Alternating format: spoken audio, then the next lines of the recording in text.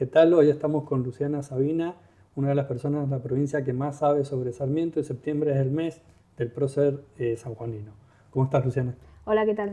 Muchas gracias por invitarme. No, nada. Contanos el Sarmiento detrás del bronce. ¿Qué tenés para decir de eso? Bueno, hay muy poco que se sabe de Sarmiento detrás de su impronta, digamos, como político y como prócer, que es la relación que tenía con su hija, por ejemplo, me parece muy interesante, y es que él tiene una hija soltero, con una mujer de Chile, que era su alumna, pero dice muy su alumna, bueno, pero se llevaban 3 años, Sarmiento tenía 21, y su alumno tenía 3 años menos.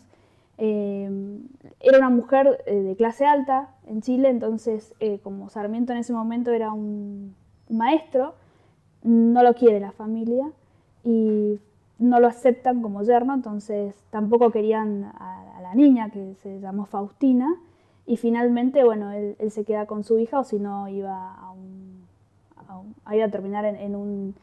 no sabemos realmente a dónde. Entonces, sí, básicamente él se queda con la hija y la envía a San Juan, donde la va a cuidar doña Paula y sus hermanas. Ajá, muy bien. Se habla de las orgías también, en las que participaba Sarmiento, que organizaba.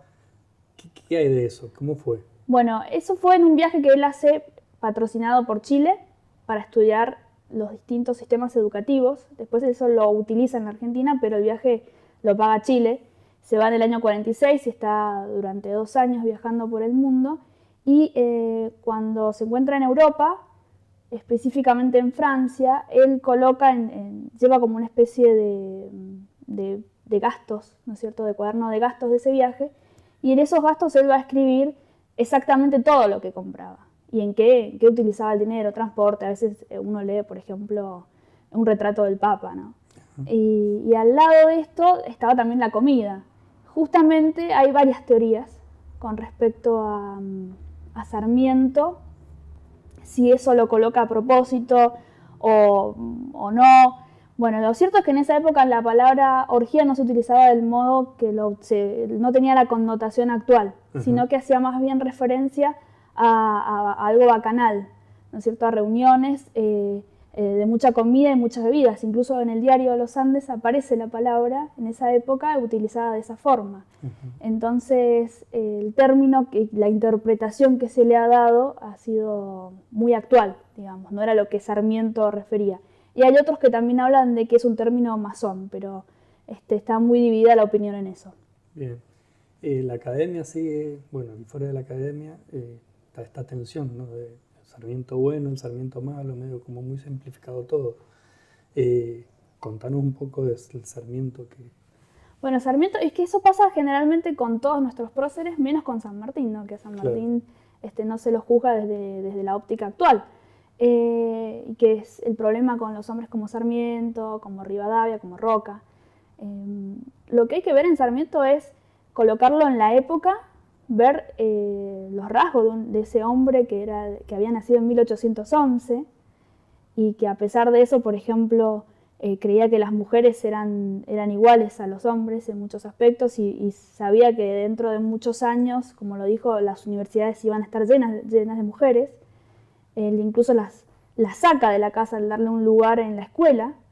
Bueno, todo eso hay que verlo y tener en cuenta, porque también era un hombre que quizás tenía opiniones en un principio tenía opiniones en contra de los aborígenes, y eso fue cambiando a lo largo de su vida, porque también era un hombre que no se quedó con el pensamiento que tenía a los 30, a los 70.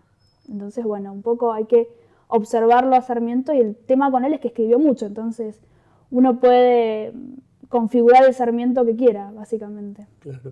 En la campaña del desierto también hay otro mito ahí, como que se lo adjudica a él y no ha sido tan así. Claro, en la campaña del desierto el tema es que unos dicen bueno, el problema con los aborígenes y que él los quería eliminar.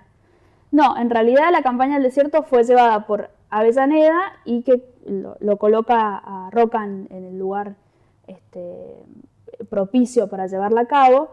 Y Sarmiento combate esa campaña a través de los diarios, porque yo creo que más que nada lo que fue Sarmiento es un periodista y que se volcó hacia la educación porque era la forma de cambiar el mundo.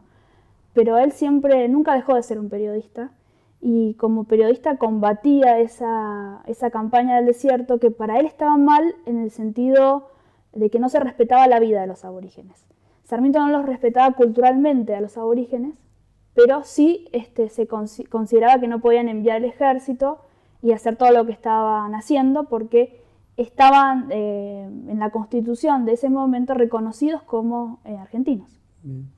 También hay un Sarmiento progresista más allá, bueno, de las cuestiones en avances en educación, en comunicación, en tren, bueno, son muchas cosas, pero hay un Sarmiento que también propone como una suerte de reforma agraria en algún momento, que eso tampoco se sabe mucho. Claro, e incluso él hace un instituto para, cuando él es presidente, para enviar semillas, y ahí se da cuenta de que el problema era que cuando llegaban las semillas a los distintos lugares del país, los productores no sabían leer, entonces no se podían enviar las indicaciones. Bueno, entonces hace todo un trabajo con eso porque él imitaba a Inglaterra, por eso también estaba su idea de que había que alambrar primero, que fue lo primero que hizo Inglaterra, alambró, dividió bien los campos, cultivó y después fue hacia la revolución industrial. Entonces él buscaba eso, ese paso, o sea, imitaba en cierta forma a los países que habían tenido éxito. Y justamente en cuanto a la reforma agraria también. Bien. ¿Con qué Sarmiento te quedas vos de todas las facetas que ha tenido?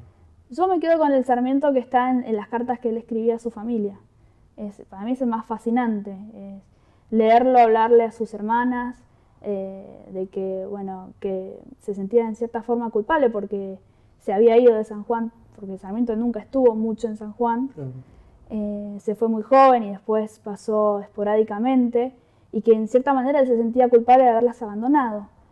Pero si Sarmiento no se hubiese ido, no hubiese sido él, ¿no? Entonces, y también el consuelo que le da a su hija cuando ella sufre porque la madre no la quiso, los consejos que le da a su nieto, me parece que ese es el Sarmiento que a mí, por lo menos, más me fascina. No, sí, sin duda muy atrapante. Bueno, muchas gracias, Luciana. No, gracias y bueno, un placer estar acá.